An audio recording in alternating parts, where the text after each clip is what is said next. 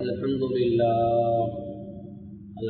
لله نحمده ونستعينه ونستغفره ونعوذ بالله من شرور أنفسنا ومن سيئات أعمالنا من يهده الله فلا مضل له ومن يضلل فلا هادي له أشهد أن لا إله إلا الله وحده لا شريك له وأشهد أن سيدنا ونبينا ومولانا محمد اللهم صل على محمد وعلى آل محمد كما صليت على إبراهيم وعلى آل إبراهيم وبارك على محمد وعلى آل محمد كما باركت على إبراهيم وعلى آل إبراهيم في العالمين إنك حميد مجيد صلى الله عليه وآله وأزواجه وذرياته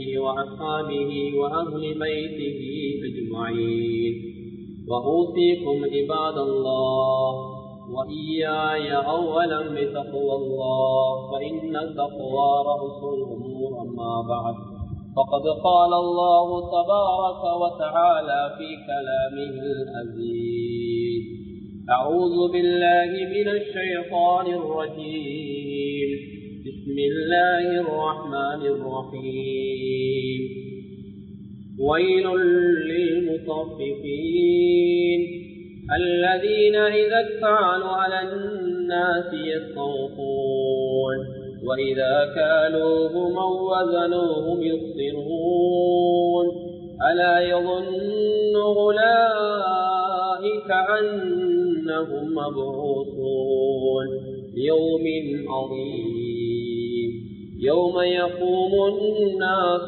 لرب العالمين صدق الله العظيم وقال رسول الله صلى الله عليه وسلم التاجر الصدوق الأمين مع النبيين والصديقين والشهداء رواه الترمذي أو كما قال صلى الله عليه وسلم அளவற்ற அருளாளன் நிகரற்ற அன்பாளன் ஏகநாயன் அல்லாஹ் ஒருவனுக்கு புகழனைத்தும் அல்ஹம்துலில்லாஹ். அந்த அல்லாஹுவை போற்றுகின்றேன், புகழுகின்றேன். அந்த அல்லாஹுடைய உயரிய பெயர் நாமம் கூறி இன்றைய குத்துபா பிரசங்கத்தை ஆரம்பம் செய்கிறேன். ஸலாத்தும் ஸலாமும் மிகருமான கண்மணி நாயகம் முஹம்மது முஸ்தபா ஸல்லல்லாஹு அலைஹி வஸல்லம் அன்னவர் மீதும் அன்னாரின் அடிச்சுவடுகளை அனுவலவு பிசகாத தமது வாழ்விலை பின்பற்றி வெற்றிகளை கண்டாருமை சஹாபாக்கள், தாபியீன்கள், தபவு தாபியீன்கள், முஸ்லிமான முஃமினான ஆண்கள் பெண்கள் யாவர் மீதும் அல்லாஹ்வுடைய சாந்தியும் சமாதானமும் என்றென்றும் உண்டாவதா. ஒரு நாள் இவ்வுலகம் அழிந்ததற்கு பின்னால் மேலான ஜன்னத்துல் ஃபிர்தௌஸ் ஆகிய உயரிய சுவர்க்கம் கிடைக்கட்டுமாக துஆ செய்கிறேன். அல்லாஹ் கபூல் செய்வானா.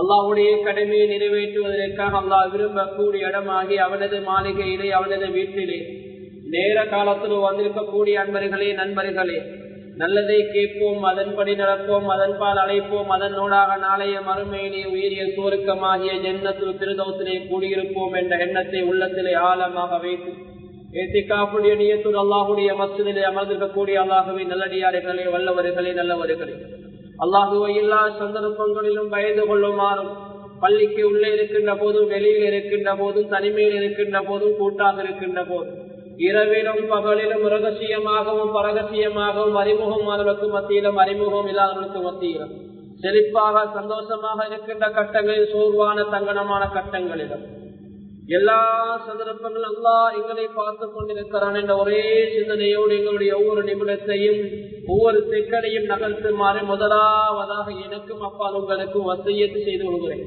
எனவே எல்லா சந்தர்ப்பங்களும் அல்லாஹ்வை பயந்து வாழ்ந்த நாளைய மறுமையினாலே அல்லாஹ் அந்த உயரிய முத்தகினுடைய பட்டியலே எங்களை சேர்த்து எமக்கு இறைவன் அருள் புரிவானான். அன்பான அல்லாஹ்வின் நல்லடியார்களே, பேரன்பு மிக்க சகோதரிகள், இன்றைய குத்துபாவிலே மிக முக்கியமான ஒரு தலைப்பை உங்களோடு பேசலாம் என்று நினைக்கிறேன். நேற்று தொழிலாளர் தினம், மிக முக்கியமான ஒரு நாள். எனவே நானும் நீங்களும் எமது சமூகமும் தொழிலுக்கு கொடுக்கின்ற முக்கியத்துவம் எந்த அளவு இருக்கிறது, தொழில் சார்ந்த விடயங்களிலே நாங்கள் காட்டுகின்ற ஈடுபாடு என்ன என்ற விடயங்களை நாங்கள் முக்கியமாக அறிந்திருக்க வேண்டிய ஒன்று இருக்கிறது. கண்ணியமான அல்லாஹுவின் நல்லடியார்களே, அல்லாஹ்வின் தூதர் ஸல்லல்லாஹு அலைஹி வஸல்லம் அவர்கள் சொன்னார்கள், ஒரு மனிதன் பரவான வணக்கங்களை நிறைவேற்றுகின்றான். பரவான வணக்கங்களுக்கு பின்னால் ஒரு பரவு இறுக்கமாக இருந்தால் ஸல்லல்லாஹு அலைஹி சொன்னார்கள், பரவான வணக்கங்களுக்கு பின்னால் பரவு ஹலாலான உழைப்பு ஒரு மனிதன் தேடுகின்ற அந்த ஊதியம் என்பதாக ஸல்லல்லாஹு அலைஹி வஸல்லம் அவர்கள் சொன்னார்கள். ஒரு பரவான வணக்கம் என்று சொல்லக்கூடிய தொழுகை, நோன்பு, ஜக்காத், ஹஜ்ஜி இதெல்லாம் பரவான வணக்கங்கள். இவைகளுக்கு அடுத்து பருவம் இறுக்கமாக இருந்தால் அது ஹலாலான உழைப்பு என்பதாக ஸல்லல்லாஹு அலைஹி வஸல்லம் அவர்கள் சமூகத்துக்கு உழைப்பின் மாண்பை அங்கே மேன்மைப்படுத்தி காட்டினார்கள். அது மாத்திரமல்ல, அல்லாஹ் சுப்ஹானஹு வ தஆலா அல்லாஹ் விசாலமாக விரிந்த இந்த பூமியை படைத்து மனிதனுக்கு பயனுள்ள அநேகமான வளங்களை கொண்டு அல்லாஹ் நிரப்பியுள்ளான். சில பொருட்கள் இனாமாக கிடைக்கின்ற அதே நேரம் அநேகமான பொருட்களை மனிதன் தன்னுடைய உற்பத்தியினூடாக, மனிதன் தன்னுடைய முயற்சியினூடாக அங்கே அவன் மேற்கொள்கின்றான். எனவே இஸ்லாம் என்று சொல்லக்கூடிய மார்க்கம் உழைத்து வாழ அங்கே வலியுறுத்தி இருக்கிறது. உழைத்து வாழுமாறு எமக்கு இஸ்லாம் பணித்திருக்கிறது. உழைத்து வாழ வேண்டும். நாம் பிறர் உழைப்பில் வாழக்கூடாது. எப்போதும் பிறருடைய உழைப்பிலே வாழ்ந்து வாழ்ந்து கண்ணியமான ஒரு காலம் நாங்கள் எப்போதும் இன்னொருவரைத்தான் நாங்கள் ஏதோ ஒரு வகையிலே முன்னேற்றிக் கொண்டிருப்போம். கொஞ்ச நாளைக்கு நாம் பிறருடைய உழைப்பிலே வாழ்ந்துவிட்டு ஒரு சாதாரண ஒரு முதலாளி கீழே இருந்து விட்டு எதிர்காலத்திலே நாமும் கொஞ்சம் முன்னுக்கு வர வேண்டும் என்பதை நாம் எங்களும் எதிர்பார்க்கிறது. எனவே கண்ணியமான அல்லாஹ்வின் நல்லடியார்களே, பேரன்பிக்க சகோதரிகளே, இன்னும் சிலர் பிறருடைய உழைப்பிலேயே தான் வாழ்ந்து கொண்டிருப்பார்கள். அவர் உழைப்பது கிடையாது.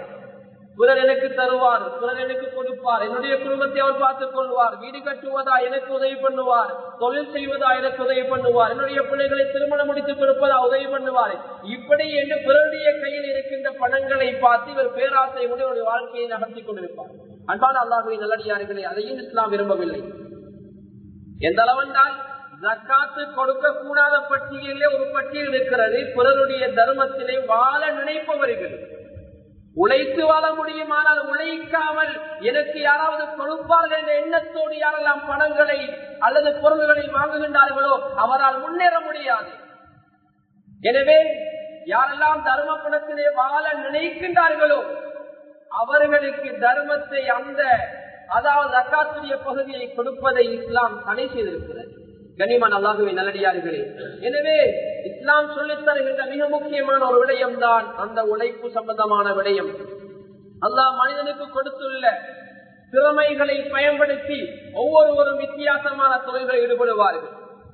இன்றைய சமூகத்திலே நாங்கள் பார்க்கிறோம், சிலருடைய நேரம் அது அவர்களுக்கு பெறுமதி. என்னுடைய நேரம் எனக்கு எப்படி பெறுமதியோ, உங்களுடைய நேரம் உங்களுக்கு எப்படி பெறுமதியோ, ஒரு ஆசிரியருடைய ஒரு ஆலயமுடைய நேரம் அவருக்கு எப்படி பெறுமதியோ, ஒரு அதிபருடைய நேரம் அவருக்கு எப்படி பெறுமதியோ, சாதாரணமான ஒரு ஊழியர், சாதாரணமான ஒரு முதலாளி, சாதாரணமான ஒரு பட்டதாரி அவருடைய நேரம் அவருக்கு எப்படி பெறுமதியோ அதே போல் ஒவ்வொருடைய நேரமும் அவர்களுக்கு பெறுமதியாகும்.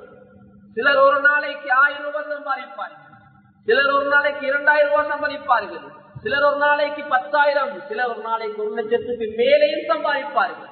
கண்ணியமானது அது அவரவர் திறமையை பொறுத்து. அதை பார்த்து இன்னொருவர் பொறாமை கொள்ள முடியாது. அதை பார்த்து இன்னொருவர் அவருக்கு எதிராக சூனியம் செய்ய முடியாது. அதை பார்த்து அவருக்கு எதிராக இன்னொருவர் அவருக்கு கண்படுத்த முடியாது, கண்ணூராக அவரை பார்க்க முடியாது. அது அவருக்கு அல்லாஹ் கொடுத்த நிஅமத், அதை அவர் பயன்படுத்துகின்றார், அதை அவர் அனுபவிக்கின்றார், அவர் அதன் மூலமாக ஹலாலான முறையிலே உழைத்து வாழ முற்படுகின்றார். எனவே அல்லாஹ்வின் நல்லடியார்களே, பொறாமை என்பது இஸ்லாத்திலே தடை செய்யப்பட்ட பயங்கரமான பாவமாக இருக்கிறது. பொறாமைக்காரர்களுக்கு இரவிலே தூக்கமும் போகாது. பிறர் நல்லா இணைப்பதை நினைத்து இவருடைய தூக்கத்தை இல்லமாக்கிக் கொள்ளுவார். மற்றவர் கொஞ்சம் முன்னுக்கு வந்தால் இவரால் பொறுத்துக் கொள்ள முடியாது.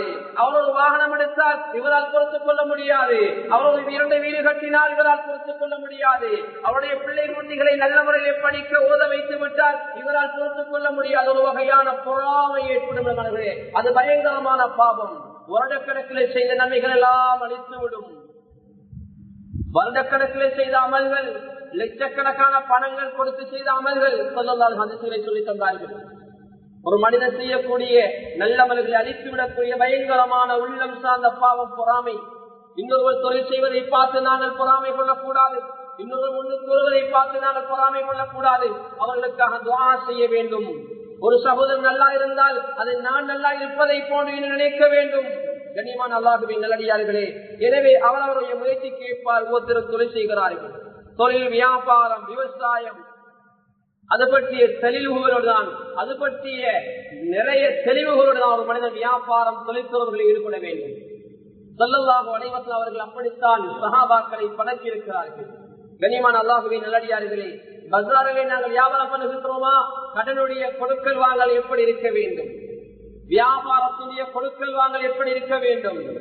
வியாபாரம் எப்படி விற்க வேண்டும், எப்படி வாங்க வேண்டும், உடன்படிக்கைகளை எப்படி செய்து கொள்ள வேண்டும் என்ற ஷரியத்துடைய தெளிவுகள் கட்டாயம் அவசியமாக இருக்கும். கண்ணியமான அல்லாஹ்வின் நல்லடியார்களே, பொருளாதாரத்தை பாதுகாப்பதற்காக நிறைய விடயங்களை வியாபாரம் செய்யக்கூடியவர்கள், தொழில் செய்யக்கூடியவர்கள் பேணிக் கொள்ள வேண்டும். அதிலே முக்கியமான விடயம், அவர்கள் ஜக்காத்து கடமையானவர்கள் என்றால் கடமையான ஜக்காத்தை நிறைவேற்றி கொடுக்க வேண்டும். கடமையான ஜக்காத்தை கணக்கு பார்த்து கொடுத்து வர வேண்டும். ஜக்காத்து கொடுக்கிற அளவுக்கு அவருடைய நிசாப், அவருடைய பொருளாதாரம் இல்லை என்றால் அவர் இயன்றவாறு அவருக்கு முடியுமான சதக்காக்களை கொடுக்க வேண்டும். ஒரு மனிதனுடைய பொருளாதாரத்துக்கு, ஒரு மனிதனுடைய தொழிலுக்கு, ஒரு மனிதனுடைய ஒரு வணிகத்துக்கு மிகப்பெரிய உதவியாக அது வளர்வதற்கு காரணமாக இருப்பது சதக்காவும் ஜக்காத்தும் என்பதை நாம் மறந்துவிடக் கூடாது. பிறருடைய துவா, எங்களுடைய பொருளாதாரத்தை கிடைக்க வேண்டுமா, எங்களுடைய பொருளாதாரம் பாதுகாக்கப்பட வேண்டுமா, எங்களுடைய பொருளாதாரம் பெருக வேண்டுமா, எங்களுடைய பொருளாதாரம் அடுத்த பரம்பரைக்கு போய் சேர வேண்டுமா, எங்களுடைய பொருளாதாரம் சமூகத்துக்கு பயன் தர வேண்டுமா, இது எல்லாவற்றுக்கும் பிரதான காரணம் சதகாவும் ஜக்காத்தும். கண்ணியமானவர்களே, எங்களுடைய பொருளாதார ஜக்கா இல்ல, ஜக்காத் இல்லை என்றா அந்த பொருளாதாரத்தை அல்லாஹ் ஒரு பரம்பரையோடு எடுத்து விடுவான். தாய்தாப்பன் மல்டி மில்லியனாக இருப்பார்கள், பிள்ளைகள் பிச்சை வாங்குவார்கள். அல்லாஹ் பாதுகாக்க வேண்டும். எனவே தான் அல்லாஹ்வின் நல்லடியார்களே, முதலாவதாக அந்த பொருளாதாரத்தை பாதுகாப்பதற்காக நாங்கள் சதகா ஜக்காத்து கொடுத்துக் கொள்ள வேண்டும். இரண்டாவதாக, பொருளாதாரம் எவ்வளவுதான் பெருகினாலும் எங்களுடைய இரத்த உறவுகளை நாங்கள் மறந்துவிடக் கூடாது. ஸல்லல்லாஹு அலைஹி வஸல்லம் சொன்னார்கள், யாருக்கு பொருளாதாரத்துல பரக்கத் தேவையோ, யாருடைய ஆயுள்ல பரக்கத் தேவையோ, யாருடைய ஆயுள் பெருக வேண்டும் என்று இருக்கிறதோ, யாருக்கு பொருளாதாரத்துல பரக்கத் தேவையோ, ஸல்லல்லாஹு சொன்னார்கள், அவர்கள் குடும்ப உறவுகளோடு சேர்ந்து வாழட்டும் என்றார்கள். அன்பானவர்களே, அதை நாங்கள் கடைபிடித்துக் கொள்ள வேண்டும். எங்களுடைய ஆயுள்ல பரக்கத்துக்காக, எங்களுடைய வாழ்நாளிலே பரக்கத்துக்காக, எங்களுடைய பொருளாதாரம் பெறுவதற்காக உறவு முறைகளை நாங்கள் முறித்து விடக் கூடாது. சிலர் செல்வந்தராக இருப்பார்கள், ஆனால் அந்த செல்வந்த பணத்தால் சகோதரனுக்கோ உறவுகளுக்கோ எந்த நலவும் கிடைக்காமல் இருக்கும். கண்ணியமானவர்களே, அந்த பொருளாதாரம் பிரயோஜனம் அல்லாத ஒரு பிரயோஜனம், அதாவது பொருளாதாரமாக மாறிவிடும். அதே போன்று அடுத்தது அந்த பொருளாதாரம் பாதுகாக்கப்பட தவக்குள் அல்லாஹ்விடத்திலே நாங்கள் பாரம் சாட்ட வேண்டும். அல்லாஹ் தான் எங்களுக்கு உணவளிக்கிறான். அல்லாஹ் தான் எங்களுடைய பொருளாதாரத்தை கைட் பண்ணுகின்றான், வழிகாட்டுகின்றான். அல்லாஹ் தான் பொருளாதாரத்திலே லாபத்தை ஏற்படுத்தக்கூடியவன், நஷ்டத்தை ஏற்படுத்தக்கூடிய அல்லாஹ் என்பதை நாங்கள் முதலாவதாக விளங்கிக் கொள்ள வேண்டும். சீசன்கள் வரும், அது எங்களுக்கு லாபத்தை தரக்கூடியது என்று அந்த சீசன்களை நாங்கள் நம்பக்கூடாது. அல்லாஹ் தான் சீசன் காலத்திலேயும் நஷ்டத்தை தருவான். சீசன் இல்லாத காலங்கள் அல்லாஹ் லாபத்தை தருவதற்கு அல்லாஹ் போதுமானவன். எனவே ஒரு மனிதனுடைய நம்பிக்கை அப்படித்தான் இருக்க வேண்டும். முன்னோர்கள் நம்பியது அந்த பொருளாதாரங்களையோ பணங்களையோ மிக பெரும் அரசியல்வாதிகளை அல்ல. அவர்கள் நிறைய விடயங்களை சாதித்தது சதகா, ஜகாத், துஆ, அழுகை, இதனூடாகத்தான், அல்லாஹ்வுடைய துறப்பினூடாகத்தான். நிச்சயமாக அல்லாஹ் அவர்களுக்கு அந்த உதவிகளை செய்து கொடுத்தான். எனவே அல்லாஹ்வின் நல்லடியார்களே, அப்படியான தவக்குள் அல்லாஹ்விடத்திலே பாரம் சாட்டுகின்ற தன்மை எங்களுக்கு இருக்க வேண்டும். அல்லாஹ் பரிசுத்த அல் குர்ஆனிலே சொல்கிறான், வதவக்கல் அலல் ஹய்யில் லதீ லா யமூத். மௌத்தாகாத இறைவன், நிரந்தரமாக இருக்கின்ற ஹை, அந்த அல்லாஹ்விடத்திலே உங்களுடைய விடயங்களை பாரம் சாட்டுங்கள் என்பதாக அல்லாஹ் சொல்லி காட்டுகிறான். இன்னும் ஒரு இடத்தில் அல்லாஹ் சொல்கிறான், வமை யதவக்கல் அலல்லாஹ். யார் அல்லாஹ் மீது பாரம் சாட்டுகின்றார்களோ, யார் அல்லாஹ் மீது தவக்குள் சாட்டுகின்றார்களோ, நிச்சயமாக அல்லாஹ் அந்த மனிதனுக்கு போதுமானவன் என்பதாக அல்லாஹ் சொல்லி காட்டுகிறான். அன்பான அல்லாஹ்வின் நல்லடியார்களே, அடுத்ததாக ஈமான், தக்வா, பரலான வணக்கங்களை நாங்கள் நிறைவேற்றிக் கொள்ள வேண்டும். சிலர் தொழில் செய்வார்கள், ஆனால் அல்லாஹ்வுடைய கடமையை பாழாக்குவார்கள். சிலர் தொழில் செய்வார்கள், தன்னுடைய குடும்பத்தில் கொடுக்கக்கூடிய உரிமைகளை மறந்து விடுவார்கள். சிலர் தொழில் செய்வார்கள், தான் பெற்று வளர்த்த அந்த குழந்தைகளுக்கு கொடுக்க வேண்டிய உரிமைகளை மறந்து விடுவார்கள். தான் தொழில் செய்வார்கள், தொழிலே நல்ல முன்னோடியாக இருப்பார்கள். ஆனால் தன்னை ஈண்டெடுத்த தன்னை ஆளாக்கிய பெற்றோரை மறந்து விடுவார்கள். இப்படியான தொழில்துறவு அவருடைய வாழ்க்கையிலே பிரயோஜனத்தை தராது. இது சுவர்க்கத்திலே கொண்டு போய் சேர்க்காது. கனிமான அல்லாஹுவின் நல்லடியார்களே, எனவே அந்த பொருளாதாரம் அல்லாஹுடைய வணக்கங்கள், அது அல்லாஹுக்கு செய்ய வேண்டிய வணக்கங்களாக இருக்கலாம், அல்லாஹுக்கு சார்ந்த வணக்கங்களாக இருக்கலாம், அல்லாஹுடைய உரிமை அல்லாஹுக்கு செய்ய வேண்டிய கடமை இருக்கலாம், அல்லது ஹுகூக்குல் இபாத் அடியார்களுடைய உரிமைகள் சார்ந்த விடயமாக இருக்கலாம், அது மனைவியுடைய உரிமையாக இருக்கலாம், பெற்றோருடைய உரிமையாக இருக்கலாம், பிள்ளைகளுடைய முஸ்லிம்கள் முஸ்லிம் அல்லாதவர்களுடைய உறவுகள், அடுத்த வீட்டார்கள், ஏதோ ஒரு வகையிலே எங்களோட நெருக்கமாக இருக்கிற நம்முடைய உரிமைகளை நாங்கள் பேணிக் கொள்ள வேண்டும்.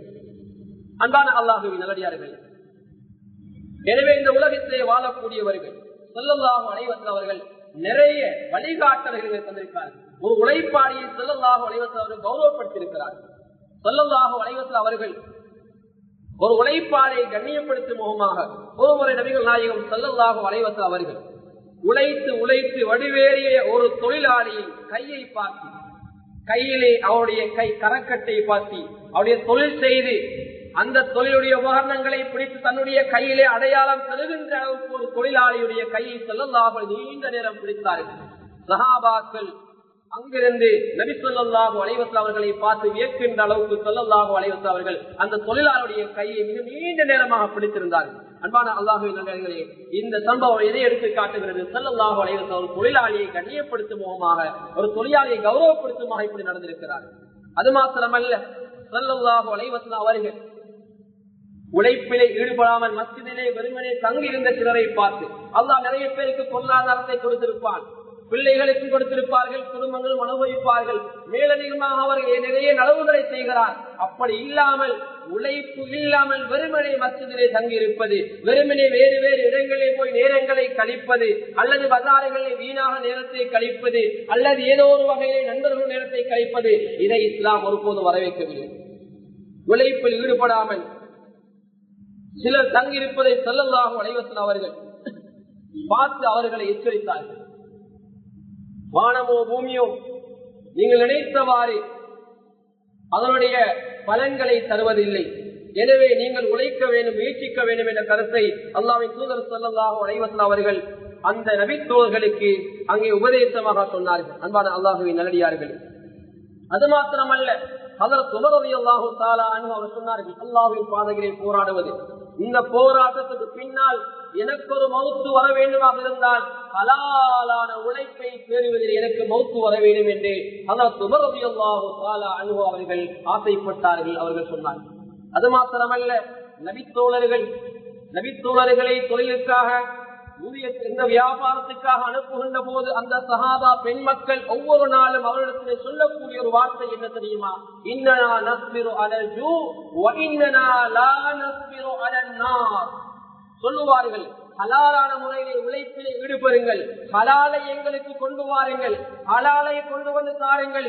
உங்களுக்கு ஹலாலானது கிடைக்கவில்லையா, ஹராத்தை கொண்டு வராதீர்கள், ஹராத்தை கொண்டு வந்து எங்களுடைய உடம்பை நரகிலே கொடுத்து விடாதீர்கள். நரகத்தை இந்த உடம்பு தாங்காது, இந்த உலகத்திலே உள்ள பசியை இந்த உடம்பு தாங்கும் என்பதாக ஒவ்வொரு நபித்தோழர்களையும் அனுப்புகின்ற போது அந்த சஹாபாக்கள் தன்னுடைய பிள்ளைகள் அந்த கணவன்மார்களுக்கு உபதேசம் செய்து தொழிலுக்கு அனுப்புவார். அன்பானவர்களே, அப்படியான தாய்மாராக எங்களுடைய தாய்மாரை நாங்கள் பக்குவத்துக்கு பழக்க வேண்டும். இந்த ஹராமான தொழில் செய்கின்ற கணவனையும், மேலும் அந்த கணவனுக்கு அந்த ஹராத்துக்கு உதவுகின்ற மனைவி மக்களாக எங்களுடைய பிள்ளைகளை யாரும் ஆக்கிவிடக் கூடாது. நஊது பில்லாஹ், அல்லாஹ் பாதுகாக்க வேண்டும். நாங்கள் ஒரு தவறு செய்தால் எங்களை சுட்டி காட்டுகின்ற மனைவியாக எங்களுடைய மனைவி இருக்க வேண்டும். மனைவி ஒரு தவறு செய்தால் இது தவறு என்று சுட்டி காட்டுகின்ற கணவன்மார்களாக நானும் நீங்கள் இருக்க வேண்டும். எனவே அன்பான அல்லாஹ்வின் நல்லடியார்களே, தொழில்துறை விடயங்கள் இந்த விடயத்தை கவனத்தில் எடுத்துக் கொள்ளுங்கள். அது மாத்திரமல்ல, நபிமார்களுடைய வரலாறுகளை விரட்டி பாருங்கள். தொழில் செய்யாத நபிமார் யாருமே இல்லை என்று சொல்கின்ற அளவுக்கு எல்லா நபிமார்களும் தொழிலில் முயற்சியிலே ஈடுபட்டிருக்கிறார்கள். இவ்வுலகத்தில் நேர்வழி காட்ட அனுப்பப்பட்ட நபிமார்கள் உன்னதமானவர்கள், அவர்கள் பெருமதியானவர்கள். அவர்களுக்கு அல்லாஹ் தூக்குகளை வேதங்களை கொடுத்திருக்கிறான். அவர்கள் முன்னால் வாழ்ந்த சமுதாயத்தை நேர்வழிப்படுத்தினார்கள். இஸ்லாம் மேலோங்குவதற்கு, இஸ்லாம் நாலாபுறத்தும் உலகிலும் பரவதற்கு அவருடைய தஅவா பணி மேலானது. அவருடைய வரலாறுகளை குர்ஆனிலே அல்லாஹ் பேசியிருக்கிறான். சுமாராக 25 நபிமார்களுடைய வரலாறுகளை அல்லாஹ் குர்ஆனிலே பேசியிருக்கிறான். அந்த நபிமார்கள் தொழில் செய்திருக்கிறார்கள், தொழிலுக்கு முக்கியத்துவம் கொடுத்திருக்கிறார்கள். ஹஜ்ரத் ஆதம் அலைஹிஸ்ஸலாம் அவர்கள் ஒரு விவசாயியாக இருந்திருக்கிறார்கள். ஹஜ்ரத் தாவூத் அலைஹிஸ்ஸலாம் அவர்கள் இரும்பு தொழிலாளியாக இருந்திருக்கிறார்கள். ஹஜ்ரத் நூஹ் அலைஹிஸ்ஸலாம், ஹஜ்ரத் ஜக்கரியா அலைஹிஸ்ஸலாம் அவர்கள் தச்சனாக இருந்திருக்கிறார்கள். ஹஜ்ரத் இத்ரீஸ் அலைஹிஸ்ஸலாம் அவர்கள் ஒரு தையல்காராக இருந்திருக்கிறார்கள். ஹஜ்ரத் மூசா அலைஹிஸ்ஸலாம் அவர்கள் ஒரு இடையராக இருந்திருக்கிறார்கள். ஹஜ்ரத் பெருமானார் ஸல்லல்லாஹு அலைஹி வஸல்லம் அவர்கள் ஆடு மேய்க்கும் வியாபாரம் போன்றவைகளில் ஈடுபட்டிருக்கிறார்கள். அதே போன்று ஹஜ்ரத் முஹம்மது ஸல்லல்லாஹு அலைஹி வஸல்லம் அவர்கள், ஹஜ்ரத் லுக்மான் அலைஹிஸ்ஸலாம், ஹஜ்ரத் மூசா அலைஹிஸ்ஸலாம், ஹஜ்ரத் யாக்கூப் அலைஹிஸ்ஸலாம், ஹஜ்ரத் ஷுஐப் அலைஹிஸ்ஸலாம் போன்றவர்கள் ஆடு மேய்த்திருக்கிறார்கள். கண்ணியமான அல்லாஹ்வின் நல்லடியார்களே, ஹஜ்ரத் இப்ராஹிம் அலைஹிஸ்ஸலாம், ஹஜ்ரத் லூத் அலைஹிஸ்ஸலாம், ஹஜ்ரத் யஸா அலைஹிஸ்ஸலாம், ஹஜ்ரத் ஆதம் அலைஹிஸ்ஸலாம் போன்றவர்கள் மிகப்பெரிய விவசாயிகளாக அந்த உலகத்திலே திகழ்ந்திருக்கிறார்கள். அது மாத்திரமல்ல, பெருமானார் ஸல்லல்லாஹு அலைஹி வஸல்லம் வரலாறை பிரட்டி பாருங்கள். ஸல்லல்லாஹு அலைஹி வஸல்லம் சிறுபிராயம் கூட தொழிலே, அந்த வியாபாரத்திலே முக்கியத்துவம் காட்டுகின்றதாம் இருக்கிறது. ஸல்லல்லாஹு அலைஹி வஸல்லம் சிறுபிராயம் ஹலீமா ரலியல்லாஹு தஆலாவுடைய பராமரிப்பில் இருந்த காலம், அந்த காலத்திலும் அந்த தாய்க்கு அவர்கள், அவருடைய பால்குடி தாய்க்கு, அங்கே உறவு முறையிலே வந்த பால்குடி தாய்க்கு அவர்கள் உதவியாக இருந்திருக்கிறார்கள். கண்ணியமான அல்லாஹ்வின் நல்லடியார்களே, நபி ஸல்லல்லாஹு அலைஹி சிறுபிராயம் கூட அவர்களுக்கு அவர்கள் உதவியாக இருந்திருக்கிறார்கள். சிறிய தந்தை அபூ தாலிப் பொறுப்பிருந்த காலப்பகுதியிலே, அவருடைய பொறுப்பிருந்த காலப்பகுதியிலே அவருடைய அந்த வர்த்தகத்துக்கும் ஸல்லல்லாஹு அலைஹி வஸல்லம் உதவியாக இருந்திருக்கிறார்கள். அது மாத்திரமல்ல, வாலிப பருவத்திலே கதீஜா ரலியல்லாஹு தஆலா அன்ஹா அவர்களுடைய வியாபாரம் கொடிகட்டி பறப்பதற்கு, வியாபாரத்திலே அவர் ஒரு சீமாட்டி என்று சொல்கின்ற அளவுக்கு ஸல்லல்லாஹு அலைஹி வஸல்லம் அந்த வியாபாரம், அவருடைய நுட்பம், அவருடைய அறிவு, அந்த வியாபாரத்தில் இருந்த அவருக்கு தனிப்பெரும் தகமைகள், அதனூடாக ஒரு முன்னேற்றம் கண்டிருக்கிறார். இதெல்லாம் எதை எடுத்து காட்டுகிறது? ஸல்லல்லாஹு அலைஹி வஸல்லம் அவர்கள் தொழிலுக்கு எல்லா வயதிலும் முக்கியத்துவம் கொடுத்திருக்கிறார். ஹலாலான உழைப்புக்கு எல்லா சந்தர்ப்பங்களும் முக்கியத்துவம் கொடுத்திருக்கிறார்கள். கண்ணியமான அல்லாஹ்வின் நல்லடியார்களே, எனவே நாம் இந்த தொழில் என்று சொல்லக்கூடிய இந்த வணக்கத்திலே அதிகமாக நாம் ஈடுபாடு காட்ட வேண்டும். அப்படி இல்லை என்றால், கண்ணியமான அல்லாஹ்வின் நல்லடியார்களே, ஹராமான பொருளாதாரம் எங்களுக்கு வந்துவிடக் கூடாது. ஹராமான பொருளாதாரம் வந்துவிட்டால் எங்களுடைய குடும்பங்கள் நாசமாகிவிடும், எங்களுடைய எதிர்காலம் நாசமாகிவிடும். ஹராமான வருமானங்கள் மூலம் யாரெல்லாம் பொருள் ஈட்டுவார்களோ அவருடைய நல்ல அமல்கள் செய்வதற்கு அவர்களுக்கு வாய்ப்பு கிடைக்காது. ஹலால் வந்தால் தான் இந்த உடம்பை ஹலாலுக்கு நல்ல விடயங்களுக்கு பயன்படுத்தலாம். ஹராம் வந்தால் வெளிப்பாடுகளும் ஹராமாகத்தான் இருக்கும். கண்ணியமானவர்களே, அதே போல ஹராமான உழைப்பால் ஏற்படக்கூடிய மற்றொரு விளைவுதான், அவ்வாறு நலவுகள் செய்தால் அந்த நலவுகளுக்கு கூலி கிடைக்காது. நற்செயல்கள் அல்லாஹ்விடத்திலே ஏற்றுக்கொள்ளப்படாது. அவர் வளர்த்திருக்கின்ற உடம்பு ஹராத்தால் வளர்க்கப்பட்டால் அந்த உடம்பு இந்த உலகத்திலே இருந்தாலும் மௌத்துக்கு பின்னால் அது நரகத்துக்குரிய உடம்பாக அது மாறிவிடும். நஊதுபில்லாஹ்.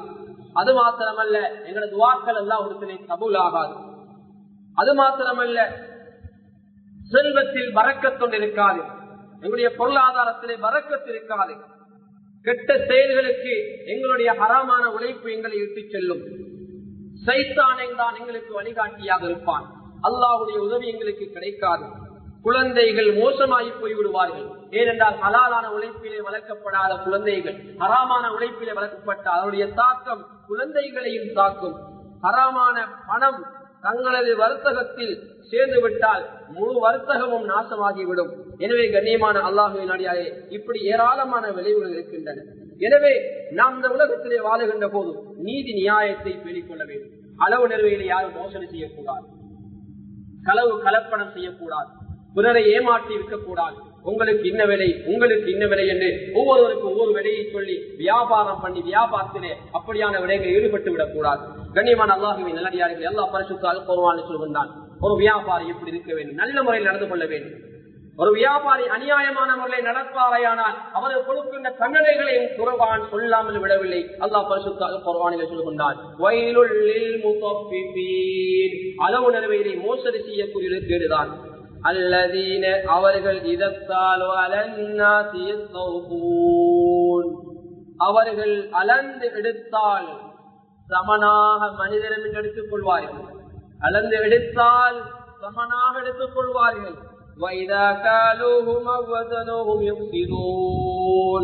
அவர்கள் அளந்து நிறுத்து கொடுத்தால் நஷ்டப்படுத்தி கொடுத்து விடுவார்கள். எடுக்கும் போது எனக்கு நல்ல முறையிலே வர வேண்டும், எனக்கு நஷ்டம் வந்து விடக்கூடாது. கொடுக்கின்ற போது பிறரை நஷ்டத்தை ஏற்படுத்துவார்கள். அல்லாஹ் சொல்லுகின்றான், அந்த வியாபாரிகளை பார்த்து, அப்படிப்பட்ட மோசடிக்காரர்களை பார்த்து, தான் எடுக்கின்ற போது அழகான முறையிலே நீதியான முறையில் எடுத்துவிட்டு பிறருக்கு நஷ்டத்தை ஏற்படுத்தக்கூடிய அந்த வியாபாரிகளை பார்த்து அல்லாஹ் சொல்லுகின்ற வார்த்தை, அந்த அளவு நிறைவிலே மோசடி செய்யக்கூடியவர்களை பார்த்து அல்லாஹ் சொல்லுகின்ற எச்சரிக்கை, அலா யظن أولئك أنهم مبعوثون. அவர்கள் எண்ணிக்கொண்டிருக்கிறார்களா ஒரு நாள் அவர்களை நாங்கள் எழுப்ப மாட்டோம் என்று அவர்கள் எண்ணிக்கொண்டிருக்கிறார்களா? மகத்தான ஒரு நாள் இருக்கிறது, கியாமத்துடைய ஒரு நாள் இருக்கிறது. அன்றைய நாள் உங்களுடைய இரகசியங்கள் பரகசியமாக்கப்படும். உங்களோடு இருந்த உறுப்புகள் எல்லாம் உங்களுக்கு எதிராக சாட்சி சொல்லும். இந்த உலகத்திலே பொய் சொன்ன அந்த நாவு நாளைய மறுமையிலே அல்லாஹ்வுக்கு முன்னால் உண்மை சொல்லும். உங்களுடைய உறுப்புகள் எல்லாம் தோள்கள் எல்லாம் அல்லாஹ்விடத்திலே பேசும்.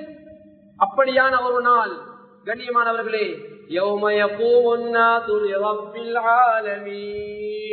உலகத்தாருடைய அல்லாஹ்வுக்கு முன்னால் மனிதர்கள் எல்லோரும் நிப்பாடப்படுகின்ற அந்த நாளை இந்த மனிதன் மறந்து விட்டானா? இந்த மனிதன் நினைக்கவில்லையா? எடுக்கின்ற போது சமனாக எடுத்து கொடுக்கின்ற போது மக்களை நஷ்டப்படுத்துகின்ற ஒவ்வொரு வியாபாரிகளையும் பார்த்து அந்த கொடுக்கல் வாங்கலிலே, அந்த தொழிற்துறவுகளே, அளவு நிறுவையிலே மோசடி செய்யக்கூடியவர்களை பார்த்து குர்ஆன் எச்சரிக்கிறது. அன்பான அல்லாஹ்வின் நல்லடியார்களே, அது மாத்திரமல்ல, மதியன் வாசிகள் என்று ஒரு சமூகம் இருந்தது. அளவு நிறுவையிலே அவர்கள் இடையிடையே மோசடி செய்வார்கள். அல்லாஹ் பரிசுத்த அல் குர்ஆனிலே நிறைய இடங்களில் பேசியிருக்கிறான். அவர்களுக்கு ஒரு நபி அல்லாஹ் அனுப்பினான். ஷுஐப் அலைஹிஸ்ஸலாம் அவர்கள் தான் அவர்களுக்கு அல்லாஹ் அனுப்பிய நபி. அல்லாஹ் பரிசுத்த அல் குர்ஆனில் சொல்வான், அவர்கள் அவரிடத்திலே வந்ததும் அவர்களுக்கு சொன்ன முக்கியமான உபதேசங்களிலே ஒன்றுதான் அளவு நிறுவையிலே மோசடி செய்யக்கூடாது. وَإِلَى مَدْيَنَ أَخَاهُمْ شُعَيْبًا. மதியன் வாசிகளுக்கு அவர்கள் என்னும் ஒரு சகோதரன் ஷுஐப் அலைஹிஸ்ஸலாம் அவர்களை நாங்கள் அனுப்பினோம். ஷுஐப் அலைஹிஸ்ஸலாம் அவர்களுக்கு சொன்ன உபதேசம், قَالَ يَا قَوْمِ اعْبُدُوا اللَّهَ مَا لَكُمْ مِنْ إِلَٰهٍ غَيْرُهُ. இறைவன் அல்லாத ஒருவர் உங்களுக்கு இல்லை.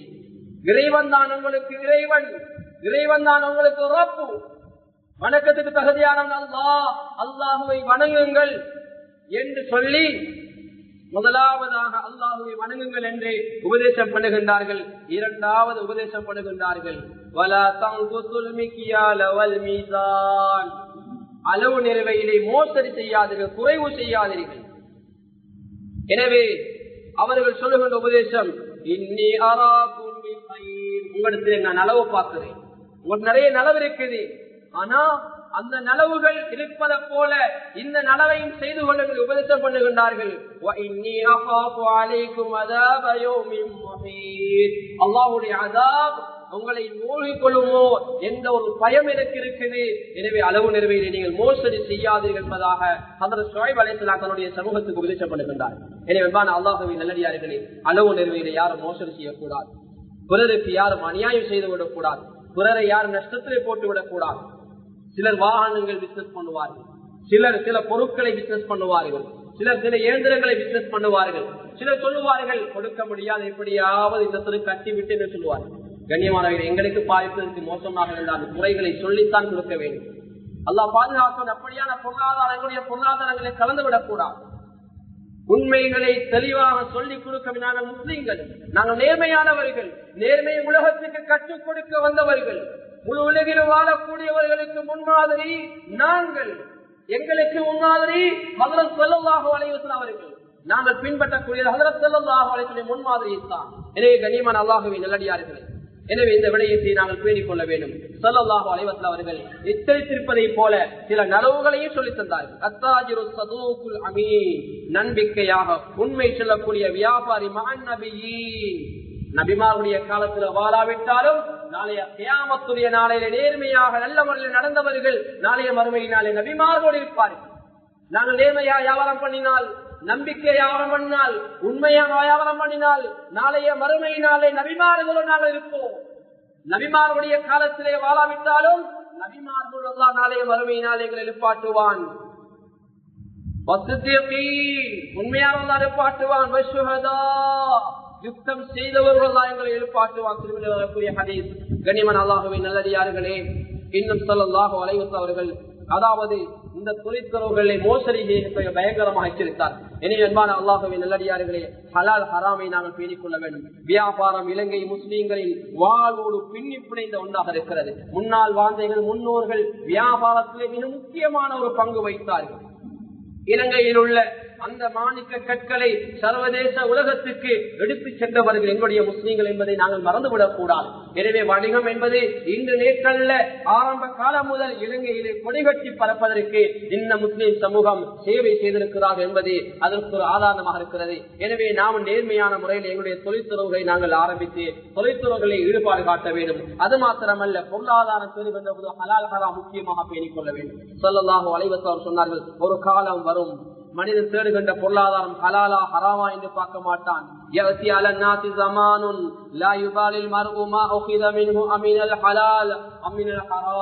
ஒரு மனிதன் சொன்னார், ஒரு காலம் வரும் மனிதர்கள் மீது, அந்த காலத்திலே மனிதன் தேடுகின்றது ஹலாலா ஹராமா என்று பார்க்க மாட்டான். எப்படியாவது பொருளாதாரம் வந்தால் சரி, எப்படியாவது என்னுடைய வயிறு நிறைஞ்சிட்டா சரி, எப்படியாவது என்னுடைய பாக்கெட் நிறைஞ்சிட்டா சரி, கண்ணியமானவகை இந்த நிலைப்பாட்டில் யாரும் வாழ்ந்து விடக்கூடாது. அல்லாஹ் பாதுகாக்க வேண்டும். எனவே ஹலால் ஹராத்தை பேணிக் கொள்ள வேண்டும். இன்னல்லாஹ தய்யிப், அல்லாஹ் தூய்மையானவன், அல்லாஹ் தூய்மையானவன்.